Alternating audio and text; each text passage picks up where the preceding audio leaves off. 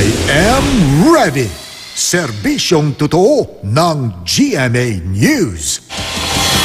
Binabantayan pa rin ng Pag-asa ang low-pressure area na nasa loob ng Philippine Area of Responsibility. Huling namataan ng LPA sa layong 785 kilometers silangan ng Basco, Batanes.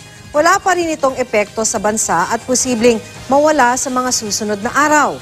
Easterlies o hangin mula sa silangan naman ang nakakaapekto sa eastern sections ng Visayas at Mindanao. Bukas, asahan ng ulan at thunderstorms sa hapon sa ilang lugar sa mga rehiyon ng Ilocos, Cordillera, Cagayan Valley, Central Luzon at Calabarzon, pati sa mga probinsya ng Palawan at Mindoro. Maging I am ready rin sa ulan at thunderstorms. Ang mga nasa isla ng Panay at Negros sa hapon, mababang tsansa ng ulan sa Central at Eastern Visayas.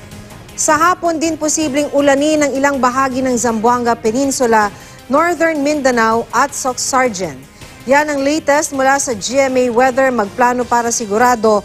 I am ready, serbisyong totoo ng GMA News.